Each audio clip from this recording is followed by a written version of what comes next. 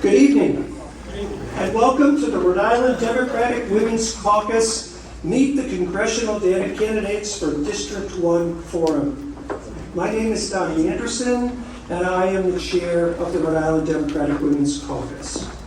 The mission of the Women's Caucus is to support Rhode Island political candidates who advocate for democratic principles and identify as or with women. As our mission states, the Women's Caucus seeks to impact government and political processes in order to ensure equality in power, influence, and economic status for those who identify as and with women. We will do this by recruiting and supporting candidates in all levels of government and advocating for democratic principles consistent with the Democratic platform. I'm going to ask, we have several members of the Executive Committee of the Rhode Island Democratic Women's Caucus. If you are a member of our Executive Committee, would you please stand, with the exception of the person right here to my right, Jeannie Culkin. We're so glad that Jeannie is here, but the rest of our members we've got caucus members scattered and some of them working, so you can't see them, but we appreciate them and appreciate them being here. There are 10 candidates here tonight. All of the candidates who received at least 500 authorized signatures were invited to participate tonight.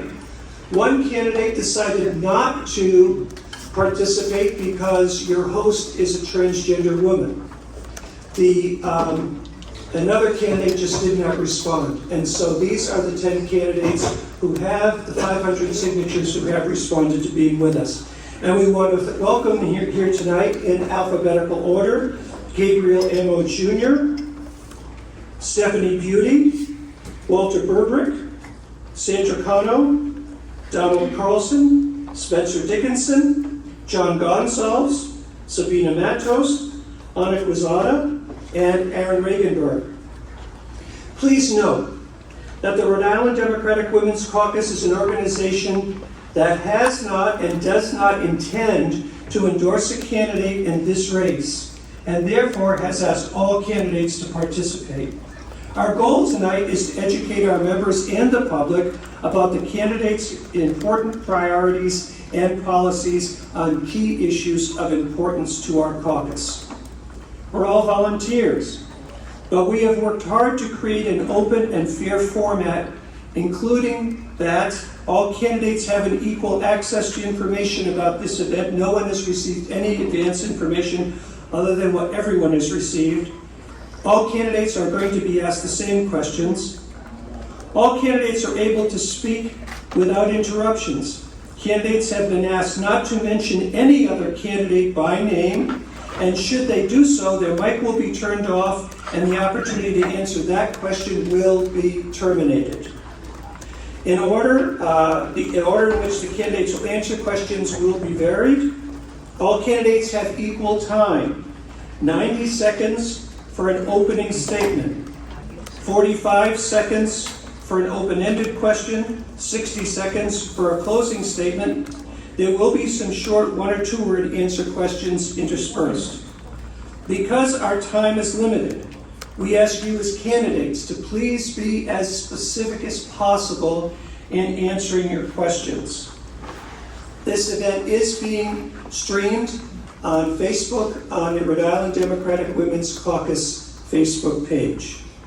To you, our audience, we ask that you remain silent during this forum. No clapping, comments, or response of any kind, please. We have a very tight framework, and we want to just move this along and stay focused on the issues. We will all have the opportunity to applaud all of the candidates at the close of the forum. Thank you. Let's get started. And let's start, I'm doing this on a random basis. Let's start with Mr. Gonsalves. You will have the microphone, and when you're finished, if you will pass it to your left, okay? Here is our question. What legislation would you, right here. Which legislation would best address climate change and why? Which legislation would best address climate change and why? 90 seconds. Great, thank you. Excuse me, I'm sorry. I'm off. You have 90 seconds for an opening statement. All right, hopefully that's my one mess up tonight, but probably not. So, okay, Mr. Gonzalez. Great. Well, thank you all for being here. I can't thank you enough for being engaged and active in this process, and I want to thank my fellow candidates for also joining us this evening. My name is John Gonsalves. I'm a two-term city councilman representing the east side and downtown in the city of Providence. And I'm also a teacher. That's what differentiates me from the rest of the people on this stage. I've spent nearly the last decade as an elementary school teacher. The reason why I'm in this fight is because so many people in Rhode Island are struggling. People are worried about the cost of living. They're worried about housing. They're worried about reproductive rights. They're worried about our climate crisis. We need a bold champion in Washington who can fight for these issues and fight for these values. And what's really important is that this work isn't theoretical for me. I grew up in poverty to a single parent mother in the city of Providence. And being a person of color, my lived experience is exactly why I'm in this fight. There are so many people who need folks like me to be a part of these fights, and that's exactly what I've done at the local level. I'm really, really proud of the work that we've done. I've been a lead sponsor on dozens of pieces of legislation in the Providence City Council. And what I look to do in Washington is to be a fierce advocate for the people of Rhode Island. And we're going to fight like hell to make sure that we are standing up to the pharmaceutical industry. We're going to fight to make sure that we're working for our children, families, and seniors. Thank you. Thank you. Buenas tardes. My name is Sandra Cano. I'm a state senator from the city of Pawtucket. And I would like to start with saying thank you to the Rhode Island Democratic Women Caucus for this opportunity, not only to put the candidates in front of you, but this is healthy for our democracy. The first thing that I would like to say is our democracy is at stake. Right now, we will not have the opportunity to have a candidate that is going to represent Congressional District 1, and I believe that I'm the only candidate in this stage that have the experience from the local level to the state level, from every level of legislative government, starting from the school committee, two-term city councilwoman, and then now state senator and the chair of the Senate Education Committee. It is important that we have someone that not only has the lived experience, but is passionate and knows the struggles of Congressional District 1 working families. I do have that, and I have passed effective legislation at the State House, at the City Council, and the School Committee that reflects the needs of our working families here in Rhode Island. The legislation such as the right for a woman to choose, gun safety laws, legislation such as access to health care, and making sure that everyone, regardless of the zip code, has the opportunity to have health care for their needs, especially after the pandemic. Also, making sure that we have environmental policies that really work in this time of crisis currently in the United States. Thank you. It is my pleasure to be here, and thank you. Thank you. Pass the mic to Ms. Matos. Thank you. Good afternoon. My name is Sabina Matos. I have been in local government. I have been elected to office for the past 12 years. I started in the Providence City Council, where I served as a councilperson for the neighborhoods of Olneyville, Silver Lake, and Valley. I had different roles in the Providence City Council, was president pro tempore and president of the Providence City Council. I have been serving as lieutenant governor for the past 2 years, and I have the honor of my lifetime to be running for the office of Congress. I have to say that as a new immigrant, I came to this country when I was 20 years old. I came from the Dominican Republic. And when I arrived here, I didn't speak the language. And I have been able to, first of all, work in the jewelry factories here in Rhode Island. And after working in the factory, going to learn English after work. Eventually, because education is something very important for my family, went to Rhode Island College and graduated from Rhode Island College. I feel that these are the things that are possible only in this country. If my family had decided to immigrate to a different country that it wasn't the United States, I don't believe that my story was possible. I believe that the American dream is alive, but we have to protect it, because right now we're losing rights, and we need to send someone in Congress that's going to fight for our rights. Thank you. Thank you. Thank you so much, and thank you, Dr. Anderson, and to everyone who made this event possible. Thank you so much for joining us. You know, I kicked off my campaign a little over 3 months ago, and I've had the opportunity to travel across our state, across our first district, and I'm just in awe by the grit and generosity of Rhode Islanders. You know, the same grit and generosity that I've come to appreciate growing up in my family's restaurant and serving Rhode Islanders with the American Red Cross. But I've also been struck by the frustration and fear that so many folks have. The same frustration and fear that I have as a working father, as an educator, and as a veteran.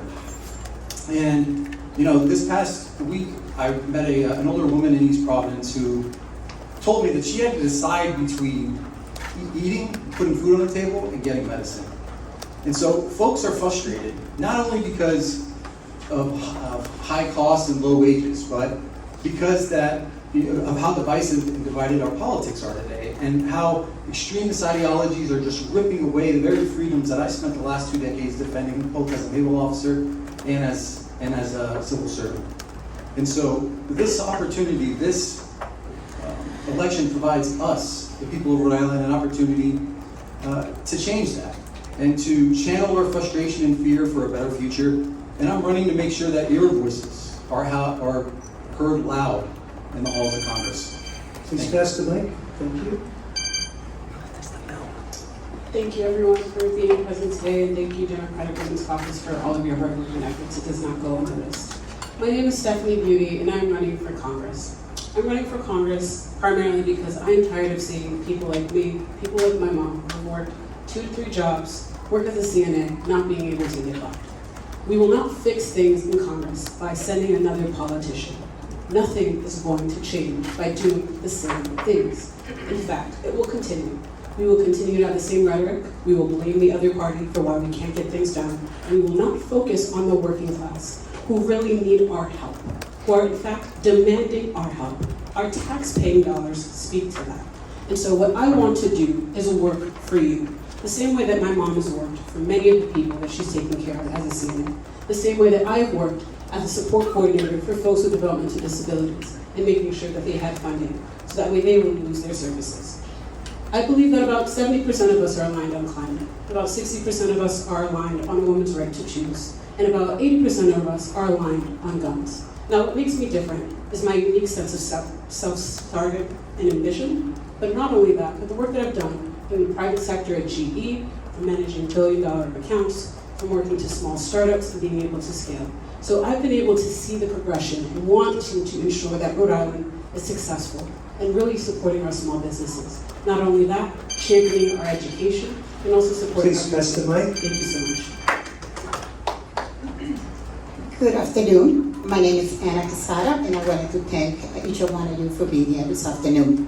I've been a state senator for the last almost 8 years, and like many of you, I'm here because I represent the regular Rhode Island. I came from the Senate floor, from the factory floor to the Senate floor, from the welfare office to the state office. I'm somebody who never gave anything up to me. I came to this country when I was 17 years old to New York City, and I was able to come to Providence in 1990. When I came here, I came when it was a bad situation for Rhode Island, and I had to be a welfare mom for a little while until I went back to school. I got my GED, I went back to college, and I got now I'm a social worker. But I have to tell you, I'm a woman who went to the State House to pass the minimum wage. I'm somebody who passed the doula for women to have the way when they're having a baby, they can be able to have support. I passed legislation for women to have the right to choose. I passed many other legislation for people to have the opportunity to have a driver's license when they're undocumented, and many other legislation. What I can tell you, I fight. I'm not a yes person. I say what I think. I make people uncomfortable, and that's what I've done since I'm even in the Senate. I even been against the leadership when I have to work for the people of Rhode Island. I'm not the person, and that's what we need in Washington. Somebody who wants to stand up for yourself. Thank you to the Rhode Island Democratic Women Caucus for organizing this event. My name is Gabe Amo, and I am honored to be before you as candidate for Congress, and I'm here because of the hard work of my parents. My dad, an immigrant from Ghana, my mom, an immigrant from Liberia, and they are two hardworking people who instilled in me the values that gave me the opportunity to serve at the heights of government, both here for Governor Raimondo and in Washington for two presidents, President Biden and President Obama. And in that last role, just 3 months ago, I had the opportunity to be there for people across the country, whether it was a mass shooting and communities shattered by violence, or whether it was extreme weather and needing to aid and coordinate a response. And I think Rhode Islanders deserve the experience of someone who has been there for people across this country, been there for people across Rhode Island, to impact and drive an agenda that gets us what we need out of the big fights that we have ahead, whether it's on climate, whether it's on gun violence prevention, certainly on the challenges to reproductive freedom that we see across the country. I am ready to be in those fights, and I would be so honored to have your support. Hello, thank you to the Women's Caucus for organizing this great event. It is wonderful to be here. My name is Aaron Regenberg, and I'm running for Congress because I've got a 2-year-old at home, and I worry about the future. Will our kids be safe at school from guns and mass shootings? Will they be able to afford housing and healthcare and college? Will they have autonomy over their bodies? Will they have clean air to breathe?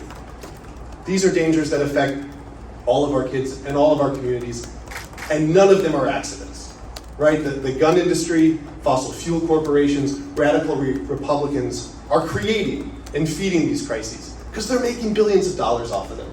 And meanwhile, they're trying to distract us, right? They're trying to put the blame on immigrants, on queer and trans folks. They're trying to sow division and hate so we don't notice that it's them who's taking away our fundamental rights.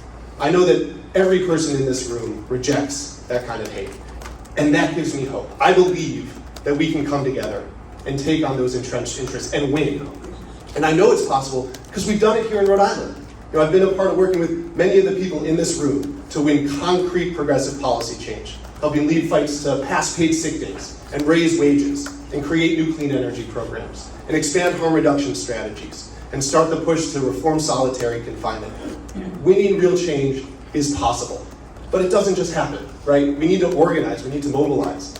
Things that the Women's Caucus does, things we need our leaders to do. We deserve more than just one more Democratic vote in Congress. We need leaders who can organize and bring people together and have a record of winning real progressive policy change. And that's the work I've been doing in Rhode Island for many years, and I'd be so honored to do it with and alongside you in Washington. Thank you.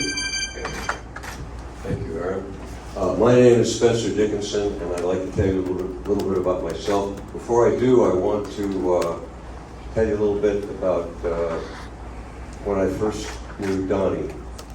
He was Reverend Anderson, and he represented the churches of Rhode Island very effectively, and he understood all the principles that the Democratic Party stood for. Correct me if I'm wrong, I don't want to... Yeah, just if you would use she instead of he, please. Okay. She understood all the issues in that the Democratic Party stood for. Here's an example. One day in the Rotunda, my memory is not clear on everything that I did in the last 50 years, but we had a press conference or a speaking event, and I think she was a part of it, I was a part of it. And when I was kind of inspired, and I said a few things I had on my mind. One of the subjects was labor and the rights of labor and the importance of labor. That might have even been the topic. As we were walking back into the chamber, she said, you know, your speech sounded a little bit like the Gettysburg Address. And I said, you know, Donnie, you got me there. That's something that we tend to do because that's the only speech I know. And she said, did you believe everything you just said? And I said, well, yeah, why wouldn't I? And she said, well, I agree with it, and I don't usually hear that, or something to that effect, because essentially... I'm sorry, Spencer, you've used your time telling a story I'll that's try not to for us. use my time more wisely in the future. Okay, great. We'll have someone cut. Here we come. Joanne's going to be moving the mic for us tonight, because we're going to move this mic around a lot. Thank you. Thank you, Reverend Anderson. Appreciate it. My name is Don Carlson, and I live in Jamestown, and I'm a volunteer EMT in Jamestown, and I'm running for Congress because I love the state. I grew up here. I was born in Providence, the Lion Hospital, and grew up in a 2-story tenement house on 7th Street. right up below the Miriam Hospital and above the Dunkin' Donuts, which is why that smell still has such memories for me these days. So I feel like I have deep Rhode Island roots. I've lived away for part of my life, but my friends always make fun of me for being Mr. Rhode Island because I love the character and the quirkiness and the contrarian nature of this beautiful state in which we live. So I'm grateful to serve it, and I'd like to serve it in Washington. Like my friend John, I'm also an educator. I'm currently a professor at Yale Law School, and I'm on leave to do this full time, to run for this. But I'm also a business person, and I've built a lot of businesses in the field of sustainability, really because I think climate change is one of the main things that we have to fight in this country right now. And so I've built dozens of businesses, either as a CEO or as an investor, as a director, or as a founder, to focus on safe lithium mining and electrostatic motors and renewable energy and improvements to the grid. And so that's been a big part of my life, and I think I can take that expertise to Washington and look at the Inflation Reduction Act, which is the most important environmental legislation of the last 20 years, and really try to get a lot of those funds into Rhode Island, using that expertise to try to build companies and make Rhode Island the renewable energy hub of the Northeast. And it'd be great for Rhode Island to be a net energy exporter, finally, and bring down the cost of electricity, which will lower the cost of living for all of you. Thank you. Our first question, which you've already heard, but we're going to go down to Senator Gonzalez. You're the first person to answer this question. And please pass the microphone to your right this time. Here's the question. 45 seconds, John. 45 seconds for this. Thank you. What specific legislation would best address climate change and why? Well, it's many of them, but one of them that is green new energy, and I believe that's one of the legislation that can help Rhode Island because that's going to bring improve, bring good paid jobs to the state. They're going to put money into the governor into the state to improve. To provide wind, solar panel, and so many others new environmental for us. And I believe that we need to invest in new energy for Rhode Island because other issues that we've been having in Rhode Island for gas prices. Thank you. Please pass to your right. To your right. Thank you. So AOC has already put in this legislation many times and it hasn't passed, and I was quite disappointed that Biden actually didn't implement it, which is the new green energy deal. One of the big proponents is how it services disenfranchised communities, especially Black and brown communities, where you don't see a lot of greenery. One of the big things, even after when I ran for Secretary of State, was really talking to the team members and people in Pawtucket who have continued to fight for the Morley Field that's been locked in chains and not being able to have that access as a green space. And so the green energy deal helps to impact the communities that mean the most, that doesn't really get as much attention as it would, but also for job creation for labor unions. Thank you. To the right, please. You know, I fundamentally believe that climate change is an existential threat to our economy, to our environment, to our national security, and to the future of our planet. And I've seen the impacts firsthand through my travels and through my work. And, you know, in Alaska and right here at home in Rhode Island. And it's one of the reasons why, you know, over the last 15 years as a civil servant at the federal level, I've pushed hard for education programs and research programs at the Naval War College. It's why I spent time at the State Department advising the Secretary of State and others on climate programs, why I went down to the Pentagon and led programs as well. And in Congress, my focus is going to be on the same, increasing awareness, bolstering investments in clean energy jobs, and protecting our air, our water, and our public lands. Thank you. I believe we need to make sure that we pass the Act on Climate and is implemented everywhere. But while we're doing that also, we have to make sure that we don't forget the communities that have been affected the most by the challenges of climate change. More and more, we see the flooding that is happening in the communities like my community, in neighborhoods like mine. And we have to make sure that when we're talking about climate, we recognize that communities of color have been suffering the consequences for the longest time, and we don't let them behind. just with jobs, but also making sure that their community receives the support that Please they pass need. to the right. Thank you. I'm a mom of 2 children, and the earth is very important, and climate change is real and it's here today. So 2 things are important, not only to support policies that really attack firsthand today the prevention of climate change effects, but also making sure that we do infrastructure investments that really tackle the effects in our community. So it's important for us to do not only the new green energy deal, but also Inflation Reduction Act, but make sure that the person that goes there understands that infrastructure dollars to Rhode Island to make sure that we do prevention, it is the most important thing. And that constructs not only transition to the blue economy and the jobs that we have the opportunity to do here, but also making sure we save our planet. Thank you. So I want to make sure that the kids in my classroom that I teach, 4th graders, have a clean future. So the policy that I would support at the federal level is a Green New Deal. We need the most aggressive legislative policy to address our climate crisis because it's an existential crisis, not tomorrow, but now. We will not have a planet if we don't address our climate issues right now. It's why at the local level, I've been the sponsor and the lead sponsor on a right to charge law to bring funding back to our municipality through the bipartisan infrastructure law. It's why I've been the lead sponsor on expanding composting citywide. We can't be on the sideline. We have to Please address pass to the right. climate. Thank you. This might be a good moment to talk about how Congress works. I'm the only one in this panel who's worked in the House of Representatives, which is the job we're interviewing with you for today. And the way Congress works is the majority party rules. Right now, we don't have a majority. So yes, a high priority is for Democrats to take back the majority, and maybe we can implement some of these dreamy ideas. For now, though, the first job is to hit the ground running and to take the Inflation Reduction Act and all the separate policies that are in there and figure out how to use expertise to deliver those funds to Rhode Island so that we can start working. That's what an individual congressman can actually accomplish in this Congress, even though we are in the minority party. So yes, take back the House, but first get to work bringing money into Rhode Island to build resiliency and to build infrastructure and to build the renewable energy jobs of the future. Thank you. Did you take it down to you?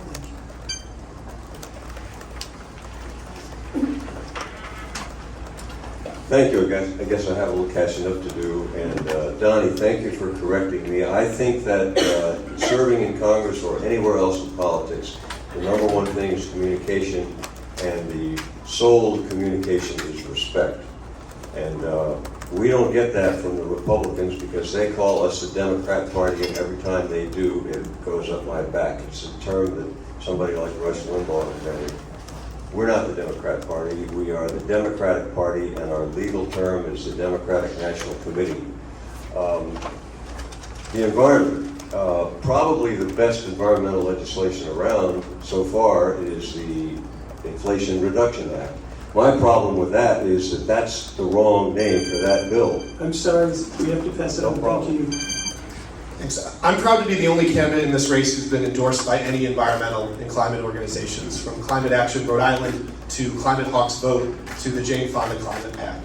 And they've endorsed me because they know I'm the candidate in this race that has the strongest record of actually taking on big oil to fight for climate action, whether that was as a community organizer working to block frack gas power plants in our state, as a state legislator creating new clean energy programs for working families, or most recently as a new lawyer supporting litigation to hold big oil accountable for their decades of deception and fraud. Big oil, the fossil fuel industry, has a stranglehold on our political system, and the number one priority needs to be building a consensus among Democrats that we need to take them on, that we need to win a Green New Deal, which is something that I've been talking about since 2016, 2017, Thank before you. it was Please cool. pass it. Thank you. I was at the White House when the Inflation Reduction Act was passed, when it was in various forms along the way as the most historic climate legislation we've had in this country. And before I entered this race in my last job as Deputy Director of Intergovernmental Affairs, I was helping communities across the country figure out how to make it work.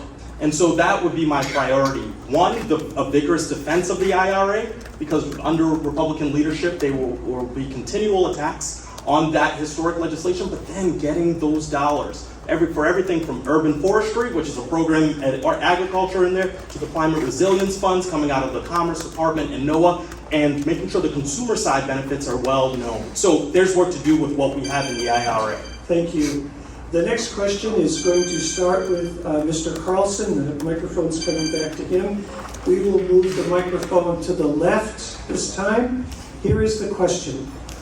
Do you support a person's right to bodily autonomy and the responsibility for Medicaid and Medicare to cover such medical procedures, such as coverage for an abortion and transgender health care?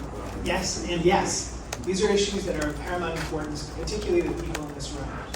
I have 2 daughters. There are a lot of women in my life, but those 2 are pretty special.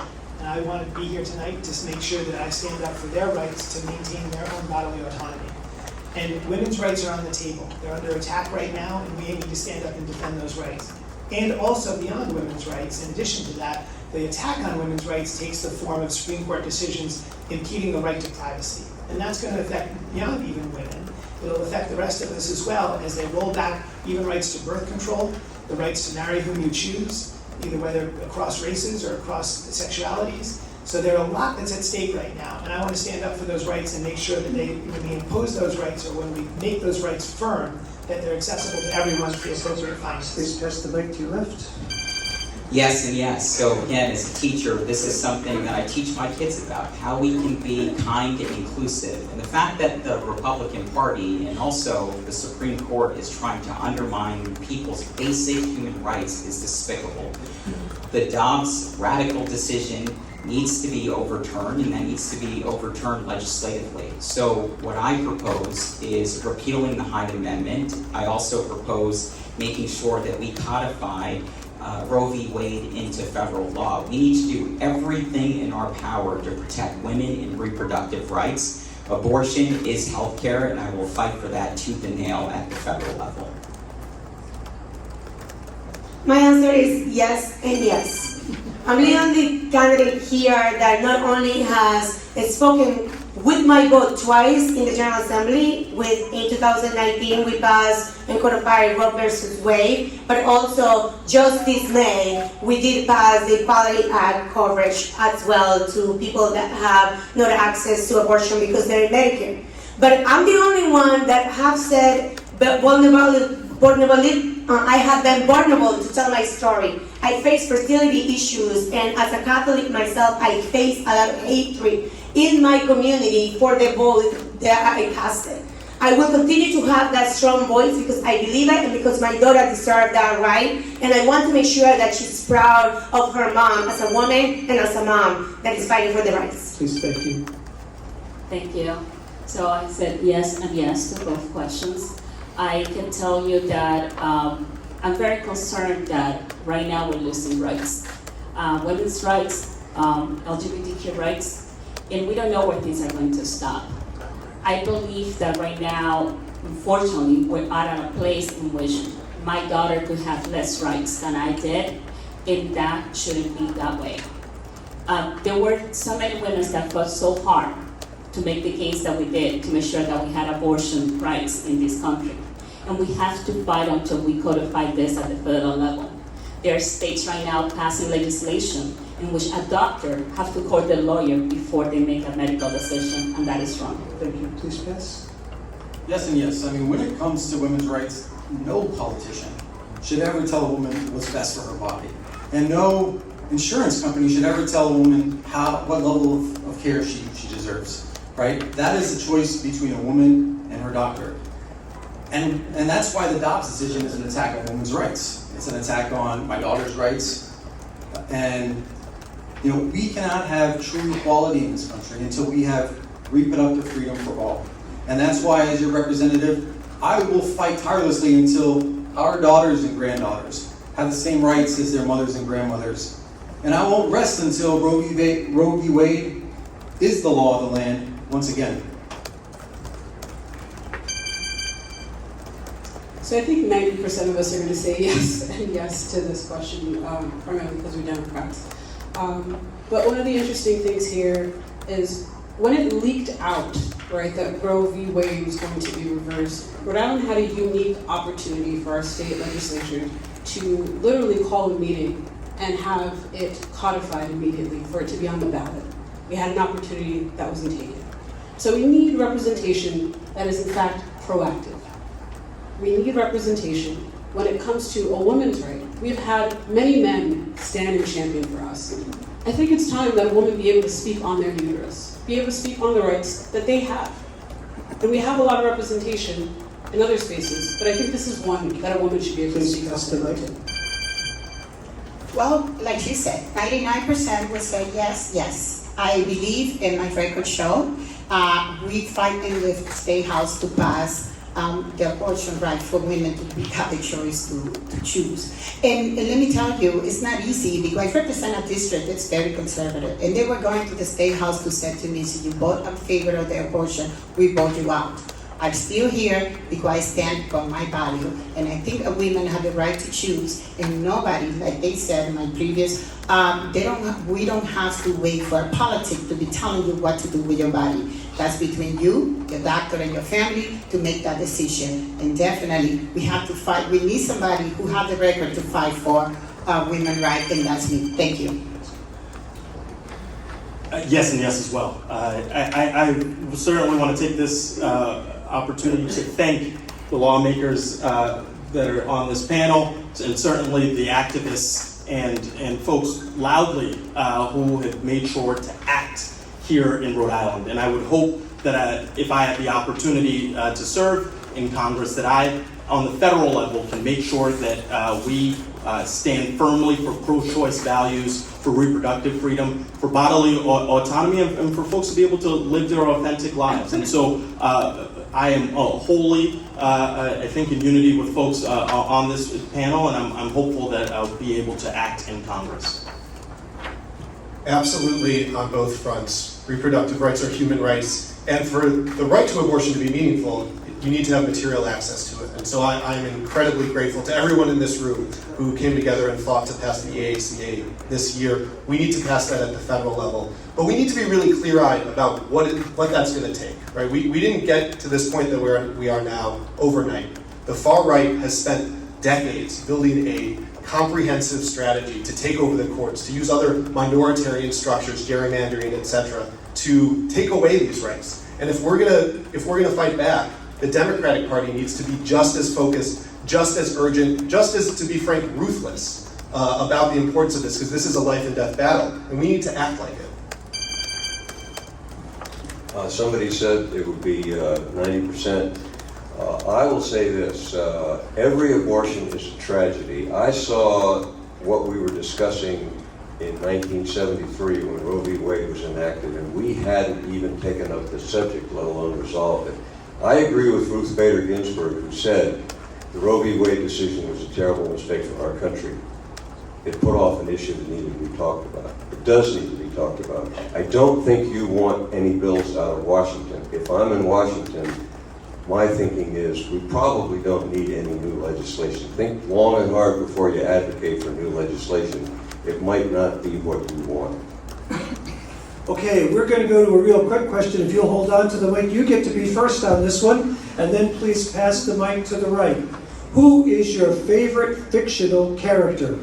Answer and then pass it quickly, please. Of course, Mickey Mouse. Okay? He's the guy that prints all our money. My favorite book is Catch-22. Captain Yossarian is a real hero. Wow, this is tough.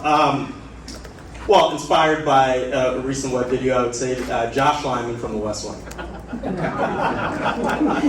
For me, Mulan, that she fight for the women to have the right to be in the army at that time.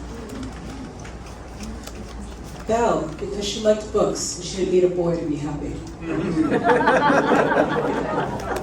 I'm going to say Moana, since it's at the top of my head and we watched it last night. But there's a character in the Barbie movie, can't remember the name, but she gives a monologue about women's issues in what we face in society that I think we're going to be quoting that for years to come. I do believe Wonder Woman because we believe that women really have a voice at the table that could do everything, and as a working mom, I really feel like moms could do everything, but women especially could get things done, and we need representation at the table, so Wonder Woman. Well, I have to say Harry Potter, otherwise my fourth graders will kill me, so I'm just gonna go with that one here. I'm gonna go with Tom Sawyer because he was clever enough to let other people have things his way. Great. Okay, the next question is going to go to Mr. Burbrick to begin, and we will pass the microphone to the left this way. Mr. Burbrick, here is the third question. What approach do you support to achieve universal, comprehensive, and affordable health care? You know, I'll start off with saying no Rhode Islander, no American, regardless of how much money you make, regardless of which gender you identify with, regardless of where you live, should ever be denied any medical service or any reproductive health care. And you know, if you live in a place like Texas, right, a woman is denied an abortion, and she's denied an abortion despite a fetus being not viable or her life being in danger, and all because a doctor can still detect a heartbeat. And this is actually a real story, a story that happened in Texas from a young woman, and she developed an infection. And please pass the mic. Thank you. To the left. To the left, please. Thank you. So I'd say that when the Affordable Care Act passed, it was actually a benefit. I was in college at the time, and I was kicked off of my mom's health insurance. But to be quite honest, I would say Medicaid for all would be the thing that I would champion. I speak to that personally because spending a semester abroad while studying in France, I got really ill, and the family that I was staying with rushed me to their private doctor, and it cost me €1. €1, and that was 2010. I had to have emergency surgery because of a lump that was caught in my breast. I had to take out a 401k loan in order to cover that surgery. So Medicaid for all. Thank you. It's Sam's request. I will do Medicaid for all. I think I'm very surprised that we are the most powerful country and the richest country in the world, and there's so many people still dying because they don't have insurance. And it's unbelievable. A young man died not that long ago because he didn't have health insurance, and he was 20 years old who had a car accident. He refused to go to the doctor because he was afraid to get that bill in the mail and the parents had to pay for. It's unbelievable that somebody had to stay in a marriage because they're afraid if they leave their husband or their wife, they're not going to have health insurance.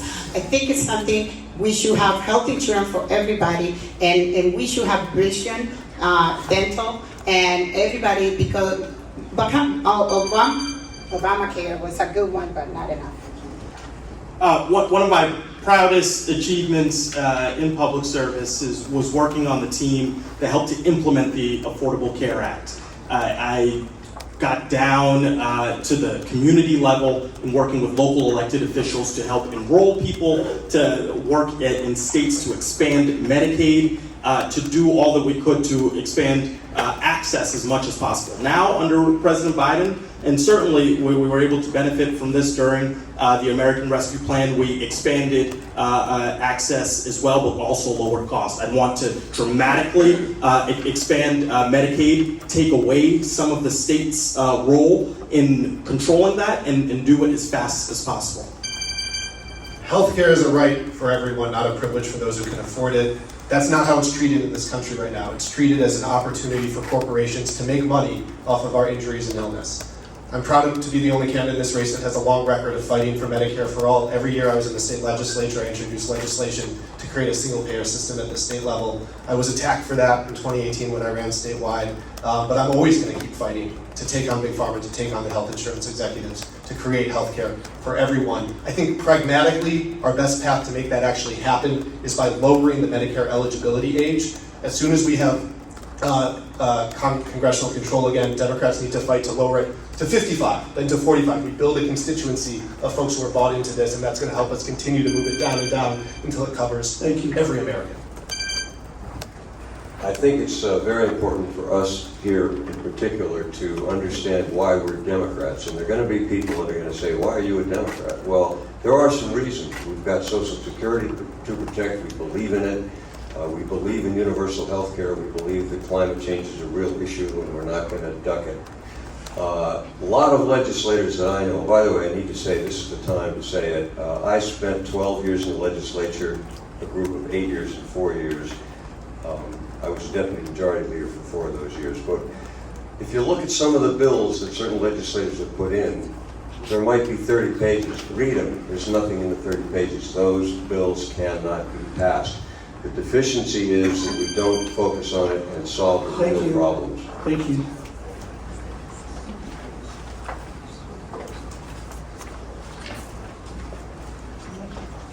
Healthcare is and should be a universal human right. One of the biggest problems in our country is that people fall through the cracks. And what Democrats are good at is helping the people who fall through the cracks. That's what Social Security, Medicare, and Medicaid were all about. So what we need to do is to protect those folks. My own personal experience is that my wife had a pre-existing condition. We couldn't get health insurance, and the ACA passed just in the nick of time to keep us from falling through the cracks. So that's what we really need to do, is to have Medicare expanded to all who need it and all who want it, regardless of age, all the way through, so that no one is left without the kind of protection that they need to get universal health care. Healthcare is absolutely a right and not a privilege, and that's why we need to pass Medicare for all. Social Security is also something that we need to protect tooth and nail. The price gouging that's occurring with our pharmaceutical industry needs to be held to account. It's why our campaign isn't accepting any corporate PAC money or any fossil fuel money, because we want to make sure that we are beholden to the people that we represent. And there's so many people out there who are literally a catastrophe away, a medical catastrophe away from bankruptcy. And I had so many stories being on the ground as a councilman, helping people who deal with these healthcare decisions every single day, and that's what I'm going to do if I get to Washington. Medicare for all is and should be a priority for everyone. I would say that for me, it is very apparent that protecting Social Security, Medicare, and Medicaid is what we need to do right now under the Republican-led Congress. But one thing that I would like to say is that at the state level, I was able to pass legislation, actually included in the budget, that cover all kids. Because everyone, regardless of the zip code, they should have access to health care.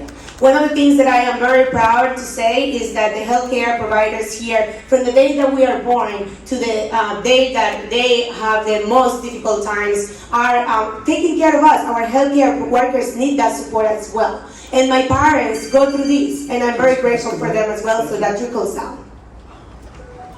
Thank you. I believe that Medicare for all should be the law that we should have. I'm someone that does have a pre-existing condition. I have experienced myself how tough it is when you have to switch job and you have to wonder whether the health insurance that you're going to get is going to cover the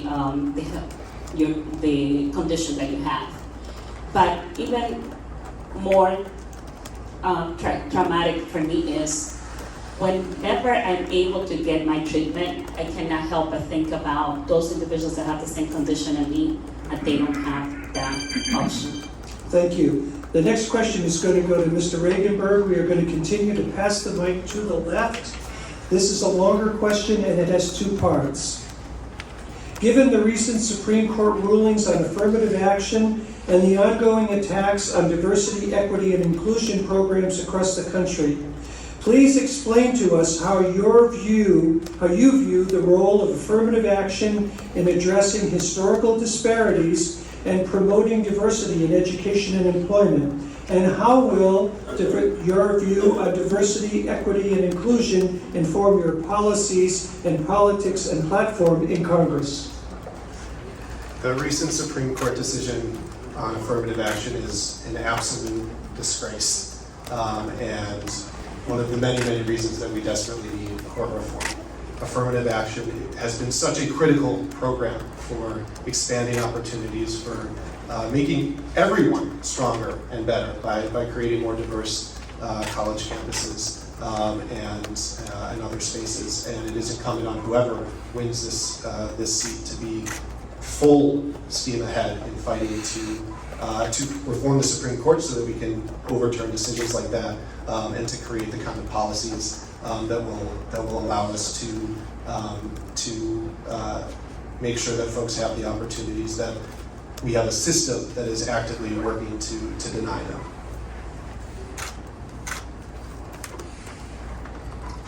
Thank you. You may have noticed that I'm by far the oldest one here, and that gives me the insight of having been around when the issue first came up. We thought about it, we talked about it, it had its upside and its downside. It was the right thing, we did it, and it's had a good history. Where it goes from here, that's another question. But one thing we have to keep in mind is, we talk about equity, we talk about equality, we talk about equal opportunity, and I'm not going to pretend that that exists in this country, because it doesn't. There's some things we can do about that. Some of the basic democratic values, healthcare, education, we can work slowly towards solving this problem. Please pass.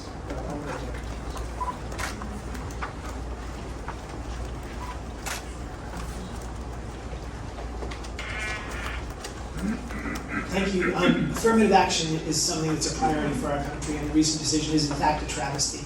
The institution where I work at Yale Law School, we're proud to say that we have 54% people of color and marginalized people in our incoming class. And that's needed to make up for the mistakes of the past. We need to level the playing field. The thing that breaks my heart about it is the lost human potential. Because you have all these young people who have great talent, great ambition, great drive, who don't get to realize their full potential because they're held back by not being admitted to some of the finer educational institutions of our country. And it's that lost potential that's most difficult, because we as a society are better off when every single boy and girl achieves their full potential. That's by definition what makes us a richer, better country, when everybody achieves what they can achieve. The Supreme Court ruling was absolutely despicable. And you know what? It's my story. You know, growing up in the city of Providence, I actually remember this. It was then Congressman Cicilline who helped me get into the gifted program in the Thayer Green Middle School, Providence Public Schools, which allowed me to go to Wheeler, which eventually allowed me to go to Brown for undergrad and grad school. What the Supreme Court is doing to undermine our basic human rights needs to be addressed, and it needs to be addressed wholeheartedly. There should be no reason why the Supreme Court continues to strip our rights, and it's exactly why we need ethics reform. We need to unpack the court of these Supreme Court justices that are led by MAGA Republicans, and we need to do everything that we can to hold them accountable. Affirmative action is something that I hold dear to my heart. As a chair of the Senate Education Committee, every legislation that comes through my committee, I have to say that I see it through the lens of equity. Why? Because I do understand what it is to live these experiences. Coming from Colombia and having education being the equalizer for my life, I want to make sure that other kids and other students have the same opportunity. And then so you need someone that understands firsthand, that have done the work at the state level legislatively, and that would speak up to a Supreme Court that is definitely not doing justice for all of us. What I say is, at this time and moment, we need to make sure that we send someone that have the experience, that have done the work, and that is going to continue speaking up for it. Affirmative action has to be protected. And this is again what I was mentioning about earlier, that little by little we're losing rights and we're going back. I believe that we have to make sure that we are fighting back against the Republicans that are trying to chip away little by little to our rights. When it comes to affirmative action, we have to make sure that those Ivy League institutions give a fair chance and opportunity to people of color to be able to attend and to be able to have their dreams come true. And I have worked with the students trying to get into one of those schools, and it's not easy. Please pass. The Supreme Court is a tragedy, and it's a tragedy for our youth and those who are historically live in underserved communities. And you know, as a career educator, I fundamentally believe that equal access to high quality education, public education, is fundamental to a strong democracy. And you know, I can't tell you how many parents, students, teachers have shared their stories with me across our district, especially in STEM education. And you know, where there's a significant lack of funding, a significant lack of critical opportunities for women and for folks of color who don't have the same opportunities. And there. Donnie, could you please repeat the question? I apologize. Sure, I'd be glad to. It is long, so sure, I'm glad to do it. Given the recent Supreme Court rulings on affirmative action and the ongoing attacks on diversity, equity, and inclusion programs across the country, please explain how you view the role of affirmative action in addressing historical disparities and promoting diversities in education and employment, and how will your perspective on diversity, equity, and inclusion inform your politics, policy, and platform in Congress? Thank you. So I just wanted to make sure I captured that because it talks about employment. I've heard a lot about education and talking about equity and inclusion. And I've heard a little bit, kind of blame on the Republican side. And this is a person issue. It's not a party issue. It's a person issue. And I think we need to be honest about that. I think it's even more so evident in the space that we're in here for the seat that we're seeking, right? And if we're being candid, and I like to be candid, we don't have equity and inclusion in this current seat. And so for the folks who talk about and who've answered this question on how their views would be reformed on it, if anything, the essence of affirmative action would say that any one of these candidates that's already checked that box would support another candidate of color, someone who's not represented here, and provide their resources in backing that. That would be a sign of equity and showing affirmative action. Well, as a woman of color, it's very hard for me to talk about this because we get discriminated in many other ways. And I think we discriminate so many thousands of children in Rhode Island who didn't get the education that they deserve. And for us, Rhode Island never sent somebody of color to Washington. That even talk about the same issue we're talking right now.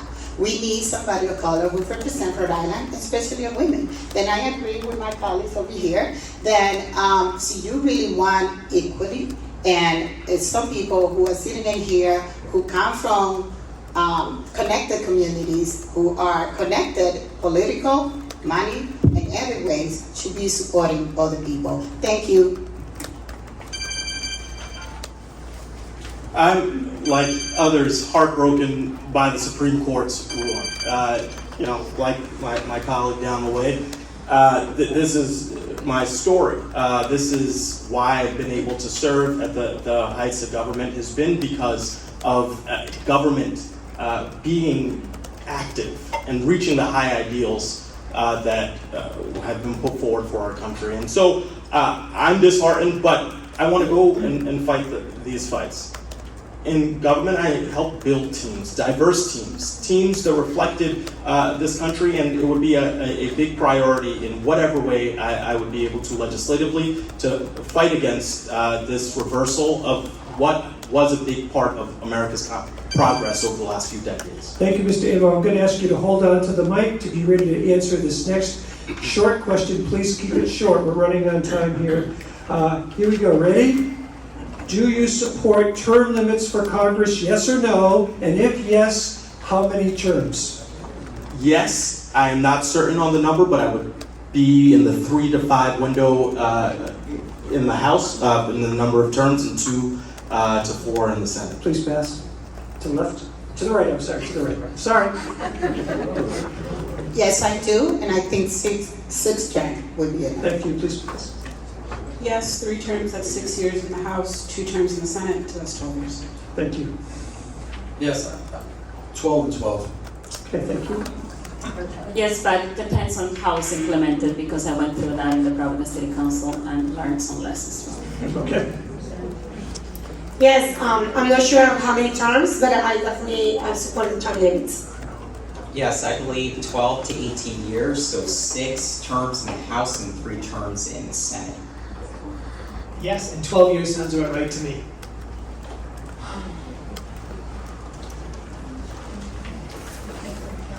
We've got to talk about it, but I want to caution you. Sometimes people throw out ideas as a smokescreen. This is not going to solve any of your problems.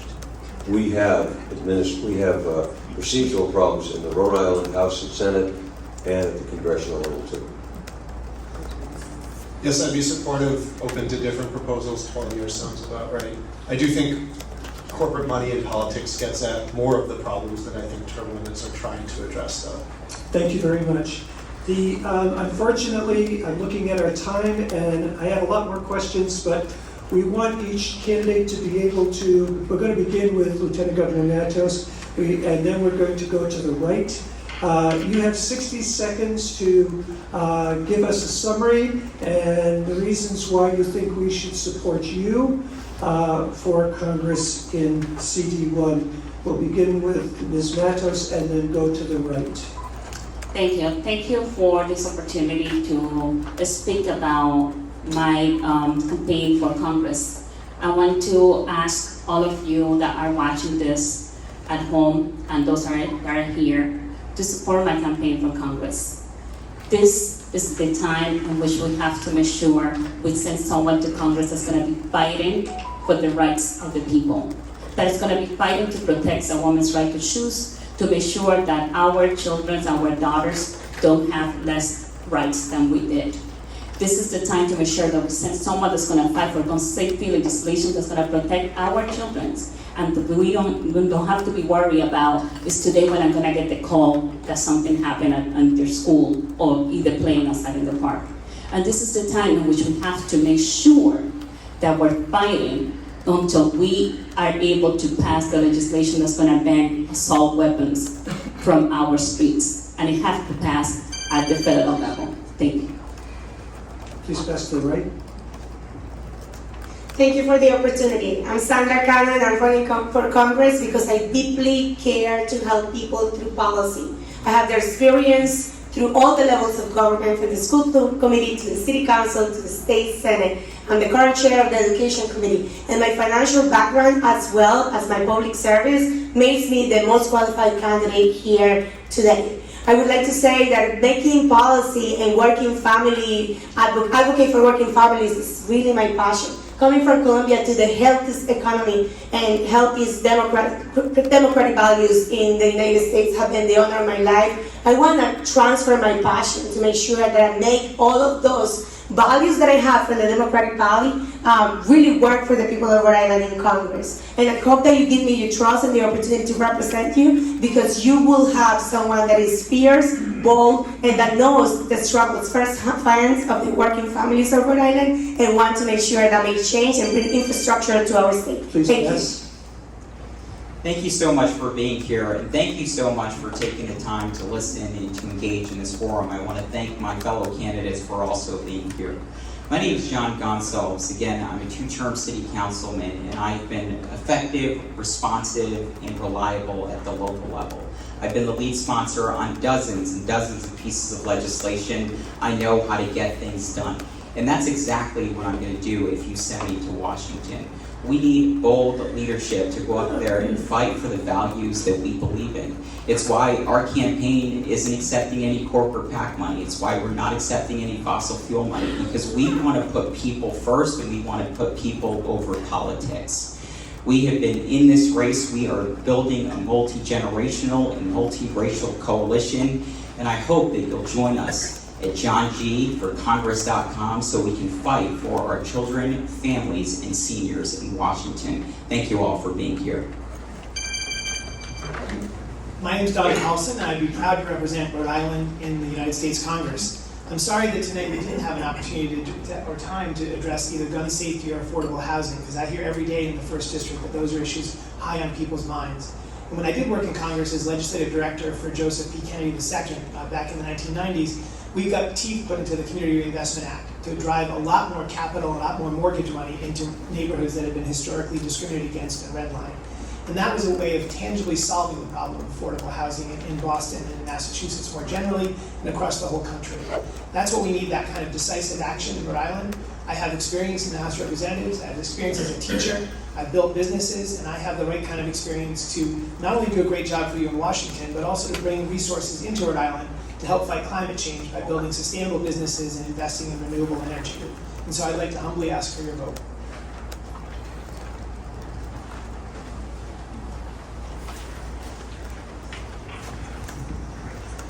Thank you. I have been advised to differentiate myself from the other candidates because there's so many of them. So I'll tell you a couple things about me. I've served 12 years in the legislature, 8 years in the 1st District, 4 in the 2nd, and I also point out I served 4 years as a deputy majority leader.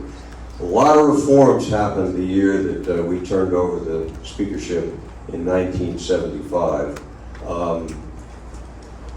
I've served under 6 speakers. I think I know how they operate and how they work.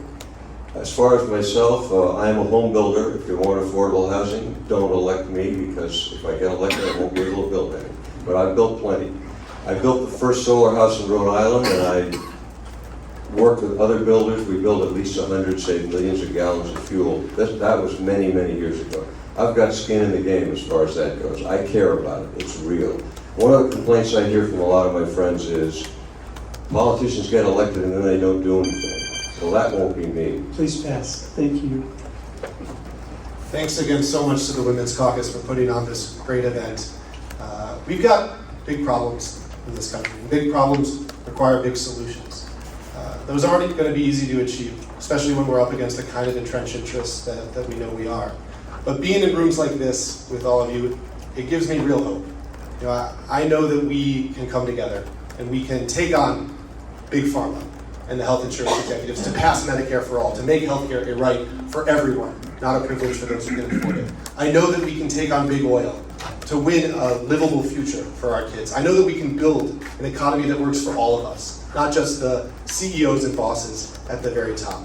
But it's not going to be easy. It takes organizing and movement building, the kind of work that groups like the Women's Caucus does every day. And it takes that work from our congressional leaders too. We need more than just one more Democratic vote.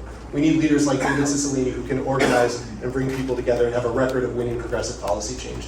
That's the work I've been doing in Rhode Island for many years, and I'd be honored to do it alongside all of you in Washington. I'm so honored to be here, and I want to thank everybody for being here this evening. I'm just a poor kid from Pawtucket who had an opportunity to work at the heights of government, and I'm running because I want to use the experience that I've built over the last couple decades to be effective as a congressperson for people here from day one. I have had the opportunity to affect major issues around this country, help communities heal, but also invest in the future and take advantage of things like the Bipartisan Infrastructure Law, the Inflation Reduction Act, the CHIPS and Science Act, and so many things to help communities get on their feet and move forward. I'm running because I'm an optimist. I truly believe that tomorrow can be better than today. And I want to take that passion, that energy, that commitment to Rhode Island and serve you. So I encourage you to go to my website, gabeamo.com. Please sign up. I look forward to Election Day. Well, I'm Anna Quesada, and I'm running for Congress because I'm a fighter. I'm a regular Rhode Island. I'm not connected politically.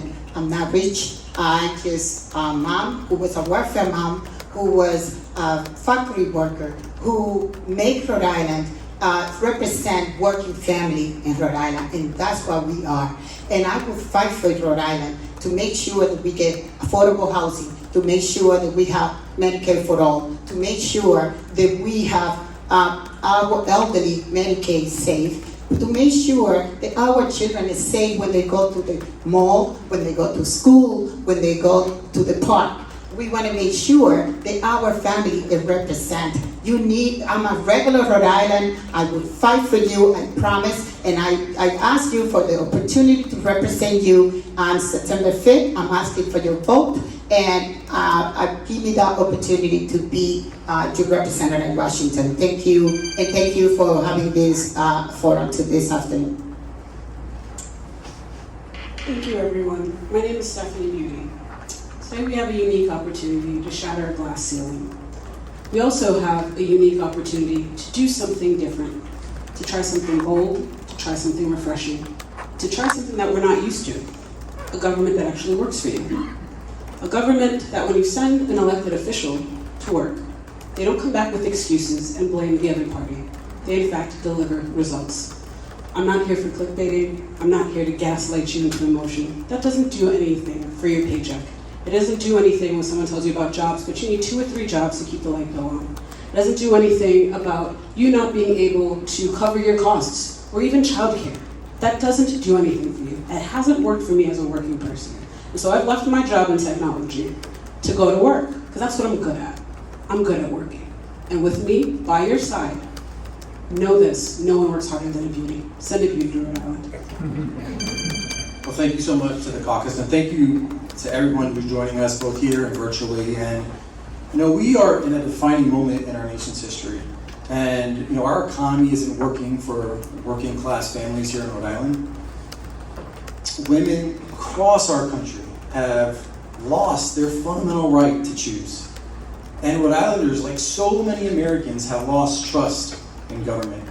And so I made the decision 3.5 months ago to resign from 15 years of federal service to run for Congress. Without a paycheck, without generational wealth, without political connections, and without accepting corporate PAC money, because I fundamentally believe that I have an obligation to continue serving and fighting for you. And that's what I'm going to do as your representative in Congress. And it would be my greatest honor to earn your vote on September 5th and to serve you in Congress. Thank you. Thank you very much. First of all, I want to turn to our audience. You have been amazingly disciplined. I know a couple times you were just urging, right? I know that. But we wouldn't have been able to do as much as we could in this time without that. So please now take all that pent-up energy